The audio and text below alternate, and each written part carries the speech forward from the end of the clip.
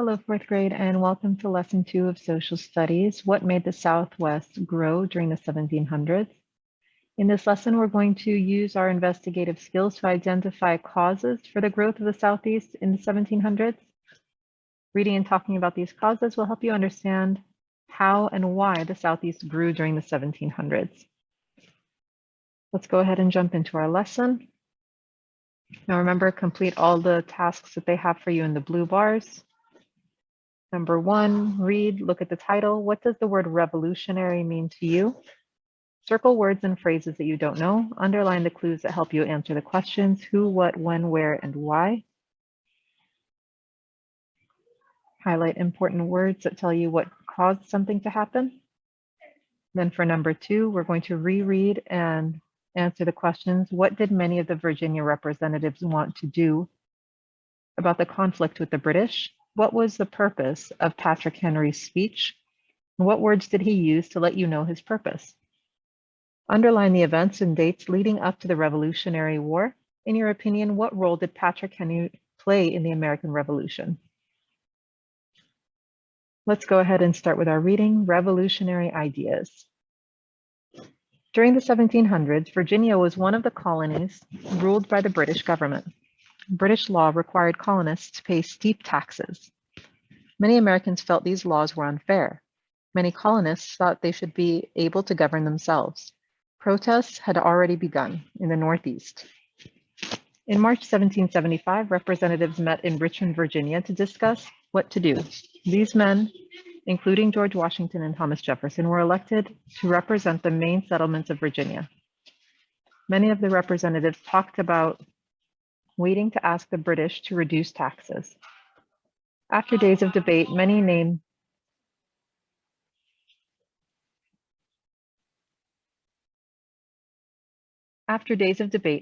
Patrick Henry spoke to the representatives. Henry's passionate speech described the British acts of war already happening in the Northeast. He rallied the men to see themselves as Americans, not just as Virginians. Henry's famous line, "Give me liberty or give me death," was an important moment. The representatives voted to organize soldiers to fight the British. George Washington was later chosen to lead the Continental Army, which won the Revolutionary War. Patrick Henry delivers his "Give me liberty or give me death" speech in Richmond, Virginia on March 23, 1775. Primary source.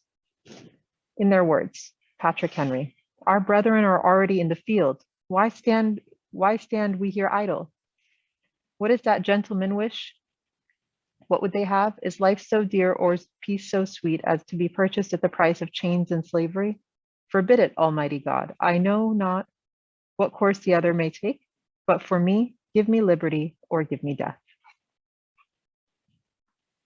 Now let's go ahead and take a look at your next page. It says explore cause and effect.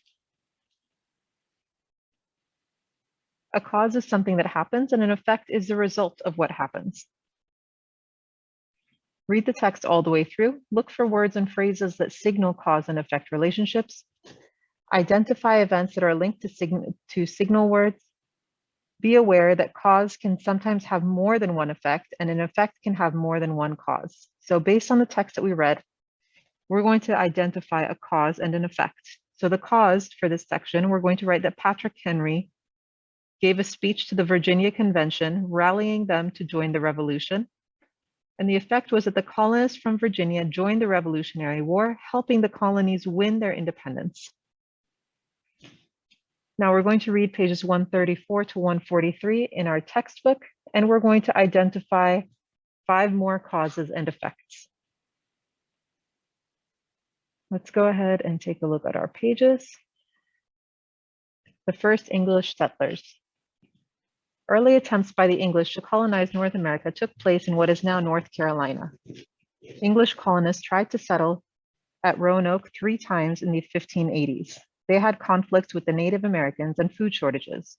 The Roanoke settlement failed and the people vanished in 1590. Despite the failures, the English tried again. This time they landed in Chesapeake Bay. Jamestown was established in 1607 along the banks of the James River in Virginia.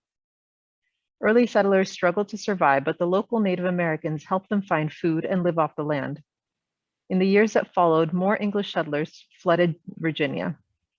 Jamestown became a permanent English settlement.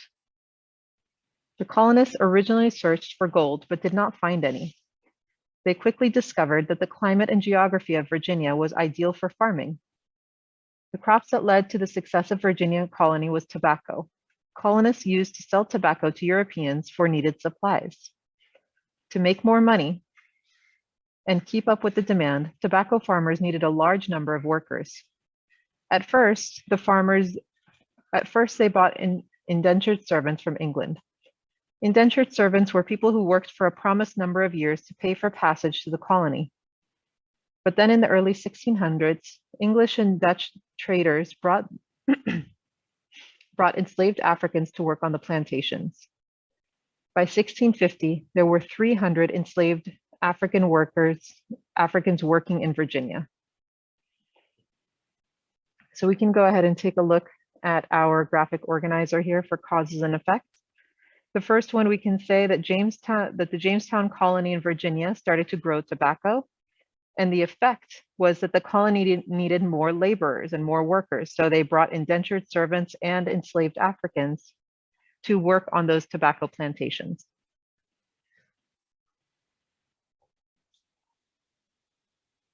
Colonial government in Virginia. The Virginia colony was started because King James I of England allowed the Virginia Company from London to colonize part of America. The Southeast at the time was rural. Most people lived miles away from neighbors. Plantation farming of tobacco was the primary source of wealth. As the Virginia colony grew and became successful, the need for government grew. The king appointed governors to carry out his wishes in the colonies. To improve relations with the Virginia Company, the king allowed the people to manage some of their own problems. So in 1619, the House of Burgesses was organized in Virginia. It was the first elected government in America. Representatives from different plantations met in the House of Burgesses and decided on laws. They met in Jamestown, the location of the first settlement. The House of Burgesses gave early colonists a role in governing themselves. The King of England became troubled by colonists having too much power and by raids by natives. So he declared Virginia as a royal colony in 1624, taking control from the Virginia Company. Even though it was limited, the House of Burgesses system remained in effect in Virginia up until the Revolution. As the colony grew, it became more convenient to relocate Virginia's capital to Middle Plantation further inland. With permission from the king, the Middle Plantation was renamed Williamsburg in 1699. Williamsburg was one of the first planned cities in America. Revolution and independence. The British government imposed taxes on the colonists to pay for its war debts. Between 1763 and 1775, harsh taxes and laws restricted trade in the colonies. This greatly impacted Virginia, the wealthiest of the 13 colonies. In Virginia, the House of Burgesses organized a committee to protest the steep taxes. The governor, who was loyal to the king, tried to break apart the House of Burgesses in 1774. Members continued to meet and tried to get the British to change their laws over the colonies.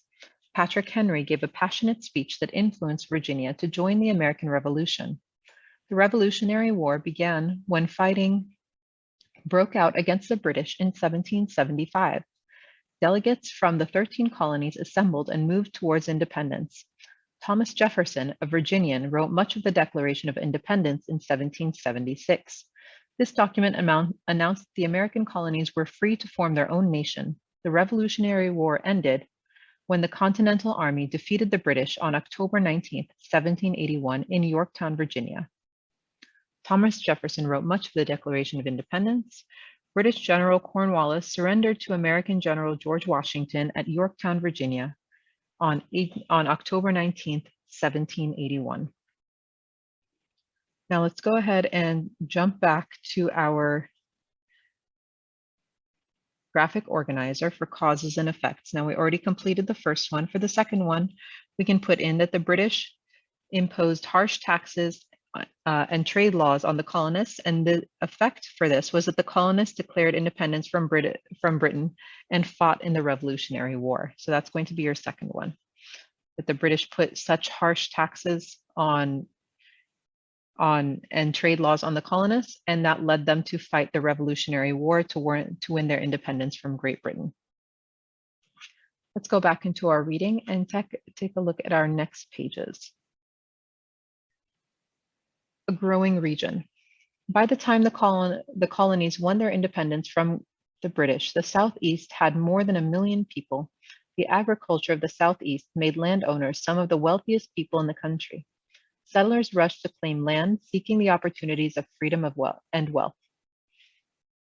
The Appalachian Mountains formed a geographic barrier for settlers. By the middle of the 1700s, the Piedmont region from the Atlantic coast to the Appalachians had been explored and settled.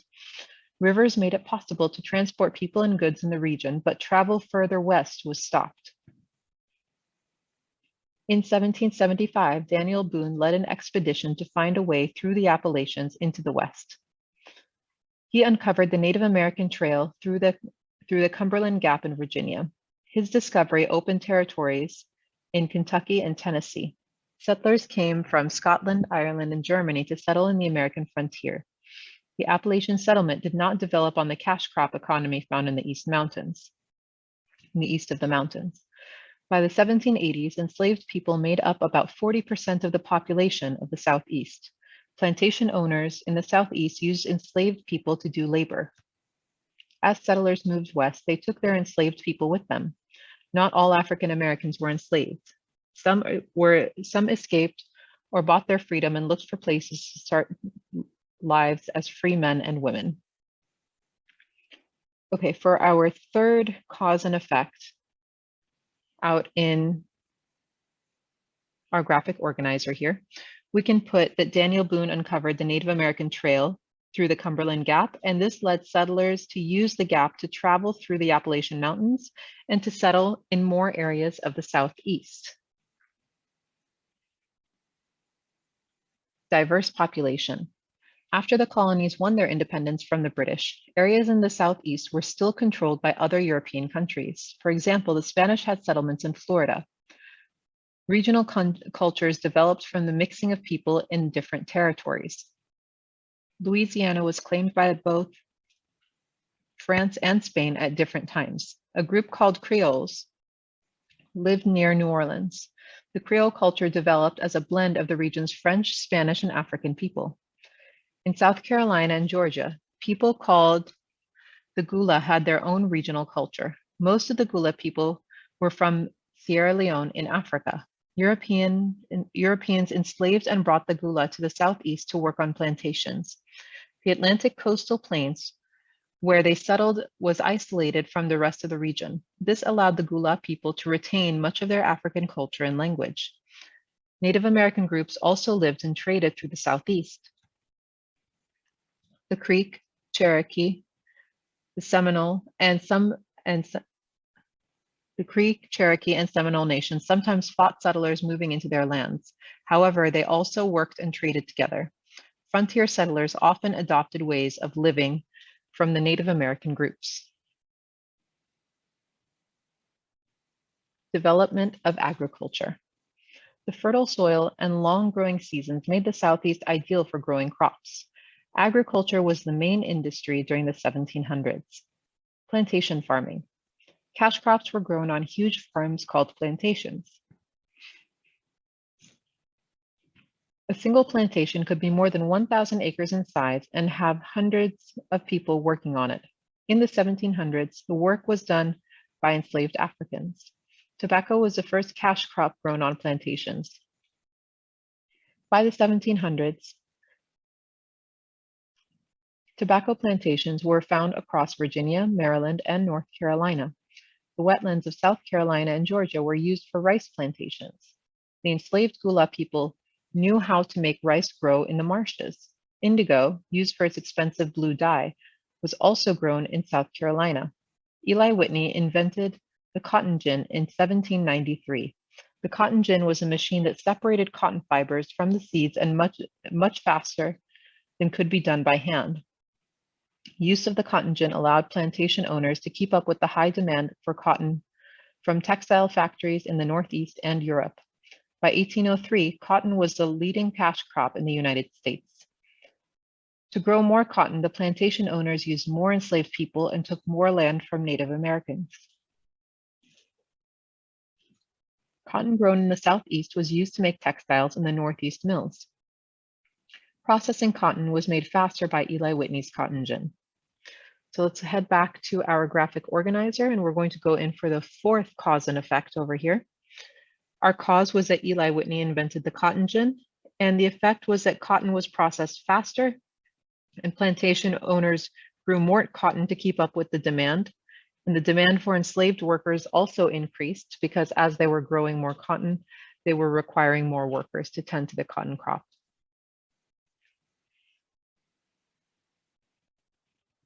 Slavery in the Southeast economy. Plantation farming and the wealth generated by plantations would not have been possible without the huge number of enslaved people who planted and harvested the crops. The unjust and cruel system of slavery began in the American colonies in 1619, when more than 20 enslaved Africans were brought to Jamestown. By the 1790s, more than half of the people living in Virginia, Maryland, and the Carolinas were enslaved and working on plantations, small farms. Even though there were many plantations in the Southeast, most of the land in the region was owned by yeoman farmers. Yeomen owned small areas of land and worked on the farms with their families. These small farms produced grains, fruits, and vegetables. The food and livestock were used by the families and sold locally. Small yeoman farms had few or no enslaved people, but many yeoman farmers still supported slavery. Yeomen represented the largest group of farmers. In the mid-1700s, colonies such as Virginia offered land grants and encouraged people to settle in new territories. The frontier land near the Appalachian Mountains was mostly settled by poor European farmers who immigrated to America. Many started as indentured servants who moved west when their contracts were paid. Frontier farmers were isolated and they only grew what they needed to live.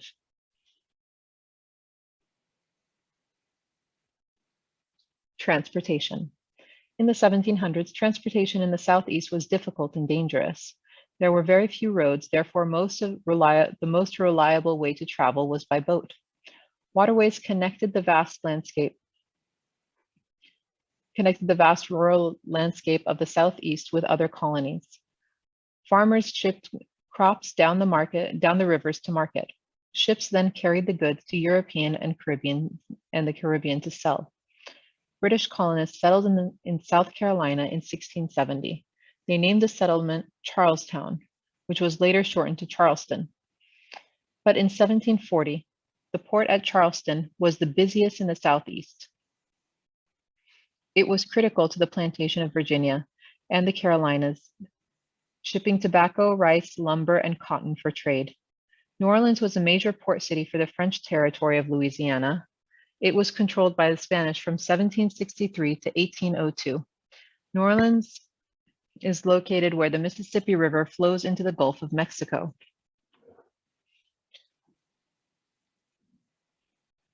The port was a vital trade center for people transporting goods to and from the Mississippi Valley, then and now.